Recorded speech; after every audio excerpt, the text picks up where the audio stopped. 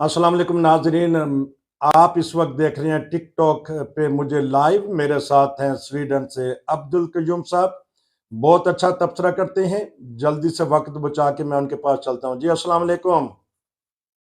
जी doctor साहब, जी नसीर साहब। हमने देखते देखते इन 2 सालों में देखा कि पीडीएम का शराजा बिखर गया। आखिरी कील फजल रहमान ने ठोंक दी।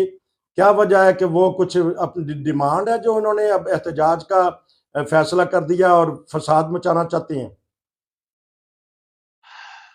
नसीर साहब, अर्ज यह है कि पहली बात यह है कि पीडीएम जो थी वो 14-15 पार्टियों के वो लोग हमें कभी नहीं भूलना चाहिए। ये तारीख एक बन गई है कि वो तमाम जिन्होंने इस पाकिस्तान को लूटा हुआ था, पाकिस्तान के इंटरेस्ट के खिलाफ, पाकिस्तानियों के खिलाफ, मुल्क के खिलाफ, आइन के खिलाफ, इस्लाम के खिलाफ, वो लोग थे जो इकट्ठे हुए थे और इमरान को खत्म करने के लिए।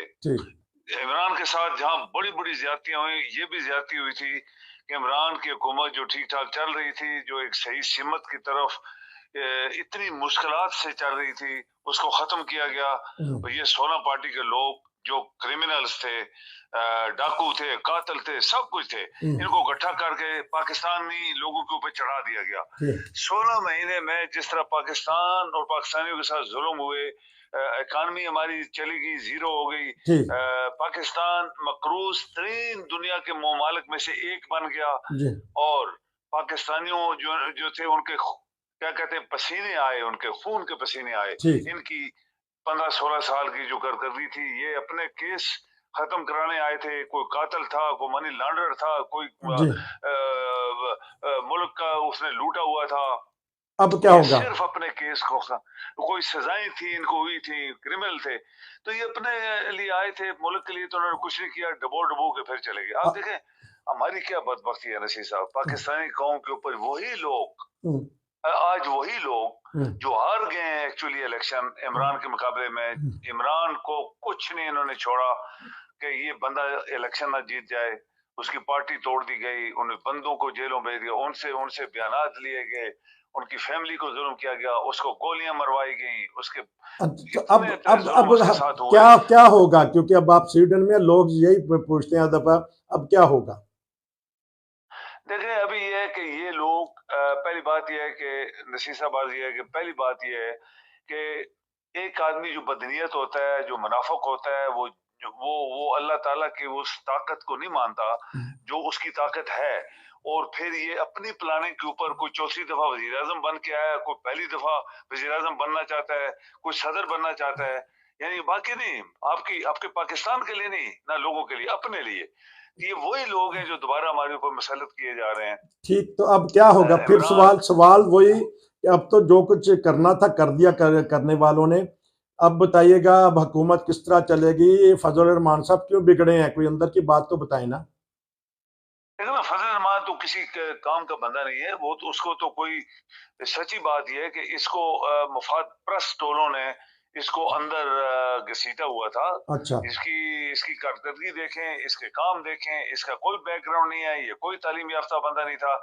अभी ये है कि देखें लोग तो कोशिश कर रहे हैं कि ये हमारे ऊपर सवार हो जाए, लेकिन उम्मीद है हमें कि इमरान के जो वकील हैं वो बड़ी जदोजहद कर रहे हैं ताकि उनकी जो सीटें इन्होंने रात के 10 बजे से लेकर सुबह 4-5 बजे तक जो बिजली फेल हो गई, कंप्यूटर खराब हो गए, मशीनें काम नहीं कर रही थी, वो सारी सीटें, इनकी सीटें उनको दे दी गई। वो सब उनको पता है। एक बहुत बड़ी मुकदमे अदालतों में चलने वाले हैं, 4 दिन के अंदर बहुत सारी सीटें इनको वापस आएंगी। मुझे अभी भी यकीन है कि इमरान हुकूमत करेगा। इनकी सारी प्लानिंग फेल हो गई हैं। ये बदनीयत लोग थे, ये पाकिस्तान के दुश्मन है। अगर ये दोबारा आ गए नसीर साहब तो पाकिस्तान फिर बड़ी मुश्किल से बचेगा, ये मेरे अल्फाज है। अच्छा, ये बताइएगा कि अब फजल रहमान ने सुलह की कोशिश की है पीटीआई से। वो कहते हैं अब जो ऐवानों में नहीं बल्कि मैदानों में फैसला आ गया, वो अपनी हुकूमत के क्यों खिलाफ हो गए हैं? मैं तीसरी दफा पूछ रहा हूँ आपसे। देखिए ये तो उसको वो भी तो मतलब प्रस्त आदमी है ना, अच्छा, उसको ठीक। पता है कि पहले भी इसको घसीटा, इन्होंने इसको आगे किया था, तू ठीक, आगे आ और हम ठीक। तुम्हारे पीछे हैं, तो जी। उसको वो सारे जो इसको जो झटके लगे हैं वो सारे उसको याद हैं। पीपल पार्टी मुस्लिम लीग नून उसके साथ क्या किया था। अच्छा। आज फिर अगर ये तो खुद हार गया है, इसके दो चार बंदे हैं कहीं उधर बलूचिस्तान में, कोई एक आध बंदा शायद किसी और जगह है। तो ये इस बंदे को पता है कि मेरे साथ क्या होने वाला है, मतलब निकालेंगे फिर मुझे वो टिश्यू पेपर की तरह फेंक देंगे। अच्छा। और हकीकत में इसकी कोई वैल्यू नहीं है, मैं सच्ची बात बताऊं, इसका कोई वजन नहीं है। ये देखते हैं जहां कोई होल होता है तो इसको वहां जाके इसका मुंह मारते हैं बंद करने के लिए, और उसको अपनी पोजीशन का भी पता लग गया कि मेरी कोई इज्जत नहीं है। और शायद अगर इमरान के साथ भी मिलेगा, इमरान इसके साथ कभी नहीं मिलेगा, मुझे पक्का पता है। जमात इस्लामी के साथ शायद वो मिल जाए, लेकिन इसके साथ नहीं मिलेगा। लेकिन आप इंतजार करें, बहुत सारी चेंजेस अभी होने वाली हैं 5-10 दिन के अंदर। अच्छा, बड़ी आपने ब्रेकिंग न्यूज़ दिया, चेंजिंग होने वाली है, अब्दुल बासित साहब कह रहे हैं। ये बताइएगा कहीं ये सदर बनने के ख्वाहिशमंद तो नहीं है? वो तो बहुत दफा इसने फजल रहमान ने, आपको क्या पता है, हम्म, अमेरिकन एम्बेसडर को बोला था कि आप इन सब लोगों को वजीर आजम बना रहे, मुझे क्यों नहीं बनवाते हो। यानी हम्म, एक एम्बेसी जाके अमेरिका की इस्लामाबाद में इसने ये अल्फाज बोले थे। उस अमेरिकन एम्बेसडर एक औरत थी, उसकी ईमेल लीक आउट हो गई, हाँ जी, और उसमें ये लिखा था कि फजल रहमान भी वजीर आजम पाकिस्तान का बनना चाहता है, मेरे पास आया है और कहता है अमेरिका मुझे क्यों नहीं बनवाता। ये जी, वो लोग हैं, आप जी, देखें कितने बिके हुए लोग हैं, और अपनी असलियत भूल के हर बंदा वजीर आजम बनना चाहता है। अभी इमरान, अभी अभी देखें ये जो कराची वाला है, ये भुट्टो का, इसका ये जो जरदारी का बेटा वो वजीर आजम बनना चाहता है। उसकी उम्र देखो, उसका तजर्बा देखो, उसकी तालीम देखो, वजीर आजम बनना चाहता है। वो जरदारी जिसने मुल्क को निचोड़ के रखा, वो सदर फिर बनना चाहता है। तीसरी दफा वो एक 3 दफा करप्शन पे निकाला गया, नवाज शरीफ चौथी दफा वजीर आजम बनना चाहता है। उसका भाई जिसकी जो टके का बंदा नहीं है, ये जो शहबाज है, वो बनना चाहता है। सब वजीर आजम तो ये बनने चाहते हैं ना, पब्लिक क्या बनना चाहती है, पब्लिक इनकी गुलाम बनना चाहती है, पब्लिक को ये गुलाम बनाना चाहते हैं फिर एक। लेकिन यही चीज है जो आज लोग बातें कर रहे हैं यूरोप में, यूरोपियन यूनियन बात कर रही है, अमेरिका कर रही है, जी, बाकी बड़े बड़े अमीर लोग बातें कर रहे हैं, बड़े बड़े मुल्क बातें कर रहे हैं कि पाकिस्तान के साथ जुल्म हुआ है, दोबारा फिर वही करप्ट लोग आ जाएंगे और पहले ही हमारा पैसा खा जाएंगे, तो ये तो नहीं छोड़ेंगे पाकिस्तान को। इसलिए ये इनके ख्वाब, ये विद इन 10 डेज आप देखेंगे सब इनके ख्वाब मिले मेट हो जाएंगे। तो नहीं, मुल्क का तो नुकसान हो रहा है ना, आपको भी बड़ी हमदर्दी है, सबको, अवाम को, अवाम महंगाई में पिस गई है, आज फिर महंगाई हो गई है। तो ये बताएगा कि पंजाब का क्या बनेगा? अब मरियम नवाज साहबा वजीर आला बनी ही बनी है। लेकिन वो अपनी तरफ से बन रहे हैं ना, क्योंकि उन्होंने सीटें हजम की हुई है ना पीटीआई की। अच्छा। उसे पीटीआई की सीटें जरदारी ने हजम की है, एमक्यूएम टोटली पीटीआई की सीटों के ऊपर खड़ी है।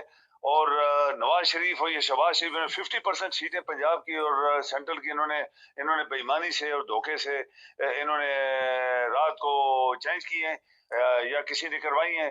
तो ये उस क्या कहते हैं कि वो कश्ती के ऊपर खड़े हैं ना, जो कश्ती डूबने वाली है। मुझे जी, ये पक्का पता है कि ये लोग कुछ भी हो जाए, अगर ये किसी के थपकी से भी बन जाएंगे तो आप नसीर साहब याद रखिए, ज्यादा से ज्यादा 4-5 महीने चलेंगे। तो क्या खतरात मंडला रहे हैं हमारी रियासत पाकिस्तान पे?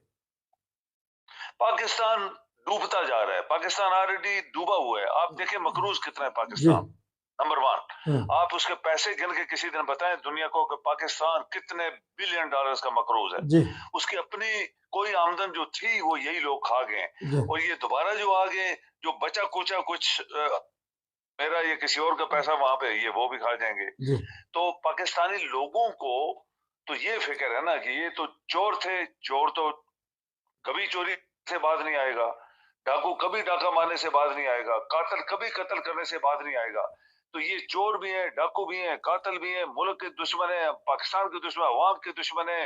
आपके आइन को ये मानने वाले यही लोग थे ना जिन्होंने मजाक किया था चीफ जस्टिस के 14 मई को, तुम क्या फैसले करते, तुम्हें जी। मानता कौन है। ये वही लोग हैं।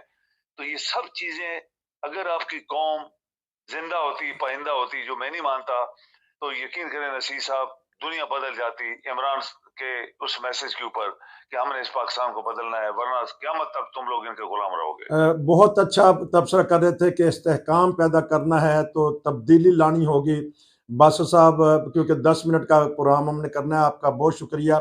आप अच्छी खबरें देते हैं, अच्छी तरह बोलते हैं, आप तड़पते हैं पाकिस्तान के लिए कि वहाँ इस्तेहकाम पैदा हो, माली तौर पे सारे दुरुस्त हों और हर हम शहरी हमारा जो उसको बुनियादी हकूक़ मिले। आपका बहुत शुक्रिया, फिर आपसे मुलाकात होगी। नाज़रीन, ये था लाइव प्रोग्राम। मैं